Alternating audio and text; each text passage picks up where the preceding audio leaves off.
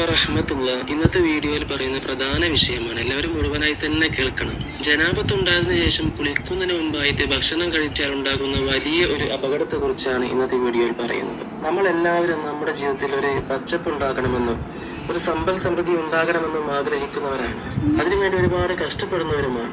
എന്നാൽ നാം ശ്രദ്ധിക്കണം, നബി സല്ലല്ലാഹു അലൈഹി വസല്ലം തങ്ങൾ ദാരിദ്ര്യമുണ്ടാക്കുന്ന കാര്യങ്ങൾ വിശദീകരിക്കുന്ന സ്ഥലത്ത് പറയുന്നുണ്ട്, ജനാപത്തുകാരനായിക്കൊണ്ട് ഭക്ഷണം കഴിക്കുക എന്നുള്ളത്. ജനാപത്തുകാരനായിക്കൊണ്ട് ഭക്ഷണം കഴിക്കുകയാണെങ്കിൽ അവന് ദാരിദ്ര്യം വന്നു ചേരും. ദാരിദ്ര്യം വന്ന് പെട്ടുകഴിഞ്ഞാലോ എത്ര ജോലി ചെയ്താലും എന്ത് ബിസിനസ് നടത്തിയാലും അതിലൊന്നൊരു ഉയർച്ചയോ വളർച്ചയോ നമുക്കുണ്ടാവുകയില്ല. അതുമാത്രമല്ല, സാമ്പത്തികമായിട്ട് വളരെയധികം മോശമായൊരവസ്ഥയായിരിക്കും നമുക്കുണ്ടാവുക.